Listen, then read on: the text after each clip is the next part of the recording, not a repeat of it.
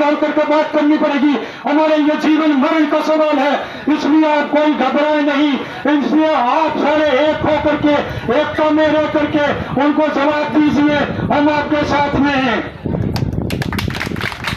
यदि वो पुलिस बल लेकर के आते हैं, पुलिस बल लेकर के आते हैं तो मुझसे पूर्व वक्ता विद्वान साथियों ने आपको बताया, और मैंने बताया कि हम कोर्ट की भी शरण ले सकते हैं और आगे जा सकते हैं। दोस्तों, 243C के अंतर्गत प्रावधान है कि पेशा एक्ट के अंतर्गत, पेशा कानून के अंतर्गत, TFC एरिया के अंतर्गत एडवाइस सलाहकार समिति आदिवासियों के लिए बनी है। ग्राम सभा और पंचायत प्रस्ताव बना करके हमारे राज्यपाल महोदय के पास में भेजेंगे। राज्यपाल महोदय यदि विचार करेंगे, होने जैसा हो तो करेंगे, नहीं तो भारत के राष्ट्रपति के पास में विचाराधीन के लिए भेजे जाएंगे। इस प्रकार की हमारी जमीन को नहीं ले सकते हैं, कोई हमारी जमीन की कीमत नहीं कर सकते हैं। दलाल लोग आपको यहाँ से लेकर के जाए, आपको जाने की जरूरत नहीं है। हम संघर्ष करेंगे, गरज हो तो यहाँ कलेक्टर आवे, पटवारी आवे, तहसीलदार आवे, SDO आवे, हमारी जमीन को देखे।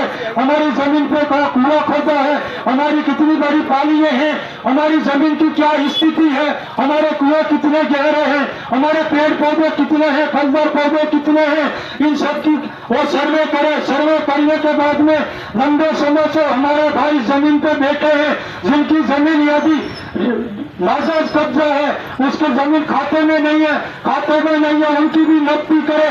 नकदी करने के बाद में वो क्या देते हैं, क्या नहीं देते हैं, आप लोगों के पास में हमारे शासन में बैठे, इस प्रकार से कलेक्टर बैठे, प्रशासन बैठे, और हम बैठ करके जो भी हम मांग करें उस मांग को वो स्वीकार करें।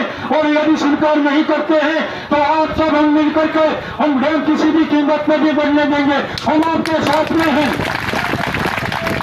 हम आपके साथ में हैं, आपको घबराने की जरूरत नहीं है। पादर पट्टे के भाई जो भी पार्टी में रहते हो, किसी भी पार्टी में रहते हैं, इस मंच पे आकर के हमारे आदिवासियों की हित की बात करते हैं, वो हमारे भाई हैं। उन सबके साथ में रह करके हम पोखरा के दोनों बाधा को निरस्त करने के लिए पुरजोर कोशिश करेंगे। और आपको आश्वस्त करते हैं कि हमको किसी भी हद तक जाना पड़े, हम हमारी बहनें और भाई आगे आना, हजारों की तादाद में आना।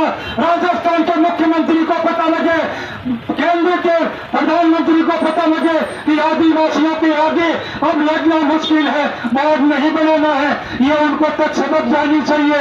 यदि मारवाड़ को पानी पिलाना है तो मुंशीबा कल को बोल करके अब कोटा से पानी ला करके मारवाड़ को पानी पिला दिए। हम पानी के लिए मना नहीं करते हैं, लेकिन हमारे यहाँ के लोग दर दर की ठोकरें खाए, बेघर हो जाए, हमारी बहनें रोटी फिरे, हमारे भाई रोटी फिरे, हम कभी सहन नहीं करेंगे।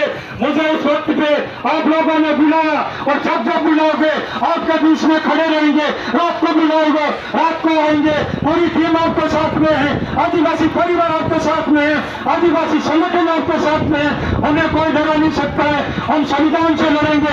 संविधान में हमको अधिकार है, संविधान में अधिकार है। 16वीं अनुसूची के अंतर्गत आदिवासी का लड़का पड़ेगा, ठाकुर का लड़का पड़ेगा, महाजन का लड़का पड़ेगा, एक सबके नीचे पड़ेगा, कलेक्टर बनेगा, SP बनेगा। इस प्रकार का अधिकार दिया तो हम भी आपके बीच में आकर के आज बड़ी बड़ी बातें करते हैं। यदि ये संविधान नहीं बना होता तो कमला शंकर भी आज जंगल में बकरियां चलाता, बाबूलाल जी खराड़ी साहब आज आगे पीछे आपने ताकत दी है, पुलिस घूम रही है। बाबूलाल जी खराड़ी साहब भी शायद जंगल के खड़का वाले जंगल में कहीं भैंसे चराते या नदी पे को कोई नहीं भेज सकता, लेकिन संविधान में ताकत है, आदिवासियों में ताकत है, हमारे को संविधान में ताकत दी है, हमको डरने की जरूरत नहीं है। आप एक हो जाइए, हम आपके साथ में हैं। इस मौके पे हमको बुलाया, आप सभी को अंतर हृदय से बहुत बहुत धन्यवाद। जय हिंद, जय आदिवासी।